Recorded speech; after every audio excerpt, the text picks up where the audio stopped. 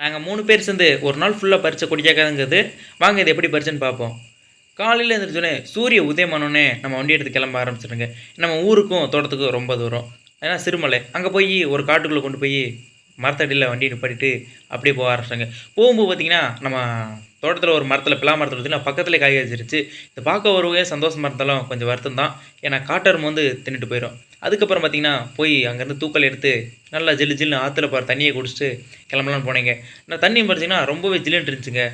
குடிக்கவும் ரொம்ப இனிப்பா இருக்கும். ஏன்னா மலையில இருக்க ரிவர்னால எப்பயுமே நல்லா சூப்பரா தாங்க இருக்கும். அதனால ஒரு சூப்பரா ஒரு தண்ணிய சாப்பிட்டு அடுத்து கிளம்பிட்டேங்க.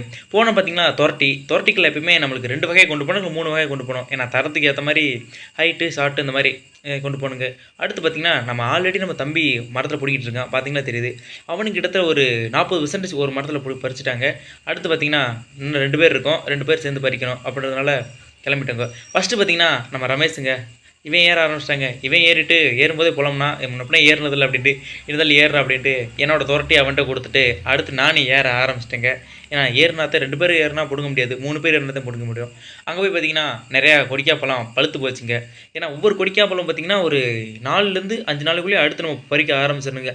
இது பார்த்தீங்கன்னா 7, 8 நாள் ஆச்சுங்க. அதனால கொடிக்காப்பழம் நெறையா பழுத்து போச்சுங்க. இதனால ரொம்ப வேஸ்ட்டா தாங்க போகும். ஏன்னா 1 கேஜி பார்த்தீங்கன்னா, ஒரு ரூ. 300லேருந்து ரூ. 400 சார்ஜ் பண்றாங்க. இவ்வளோ காசு கொண்டு போறதுக்கு நம்ம கஷ்டப்பட்டும் கொண்டு போறோம். ஆனா அப்படியும் வேஸ்ட்டா போயிருதுங்க.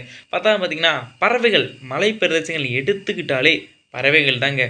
அது தொல்லை பெருந்தொல்லைங்க. இருந்தாலும் அதுவும் சாப்பிட்டு போட்டோம். ஆனா சாப்பிட்டு கீழ போட்டுருங்க. இதனால என்ன பண்றது? அப்படின்ட்டு பறிக்க ஆரம்பிச்சுட்டேங்க.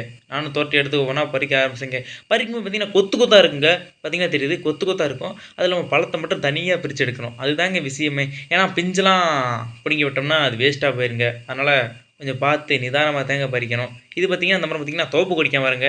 இனிப்பு கொடிக்காய் மரம்னா, இன்னும் நல்லா சூப்பரா இருக்குங்க பார்க்க.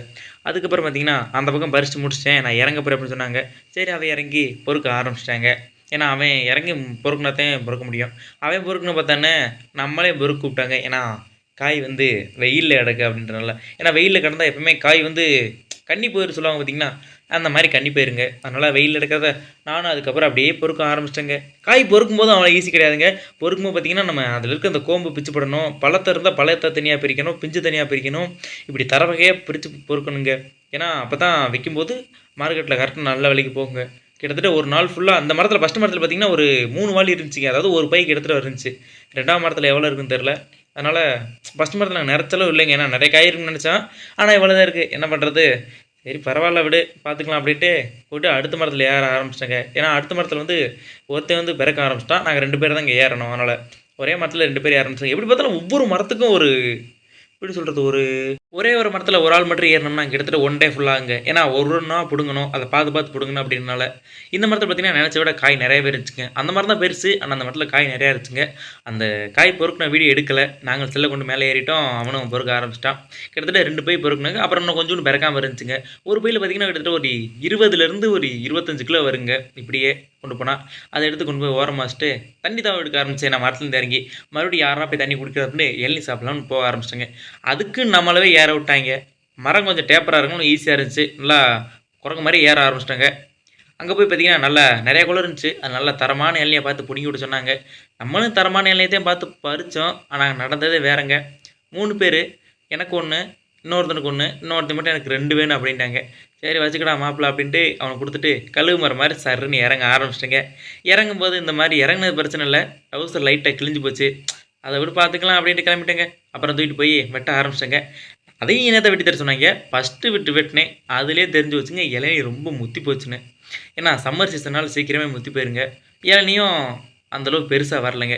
இருந்தாலும் பரவால்ல. என்ன பண்றது? இத விட்டா வேற வழியே இல்ல. அங்கேருந்து பறிச்சுட்டு வந்துட்டோமே, நம்ம கூட சண்டைக்கு வருவாய்ங்க அப்படின்ட்டு அப்படியே வெட்ட ஆரம்பிச்சுட்டேங்க. வெட்டிட்டு இருக்க அவசரத்தில ஏன்னா பசிக்க ஆரம்பிச்சுருச்சு. இருக்க அவசரத்தில அப்படியே பல்லு கடிச்சு பார்த்தீங்க. அது வேலைக்கு ஆகல. அப்படியே அருவா மூக்குல லேசா குத்தி விட்டு, அந்த பருப்பு தோண்டி சாப்பிட ஆரம்பிச்சேங்க. சம்மர் சீசன்ல இளநீ பெருசா வரலைனாலும், அது ஓரளவு ரொம்பவே டேஸ்ட்டா இருக்குங்க. ஏன்னா ட்ரையான சீசன்ல இளநீ இருந்தாலே எப்பவுமே. நான் அப்படியே குடிச்சுட்டு, அடுத்து என்ன அவைங்களுக்கு வெட்டி குடுத்துட்டு சாப்பிட ஆரம்பிச்சேங்க. மனசு கஷ்டமா இருக்குன்னு கோயிலுக்கு போனா செருப்பு திருட்டு போயிட்டாங்களா, அது மாதிரி சாப்பிட போனா தட்டு இல்லைங்க. சத்திய சோதனை.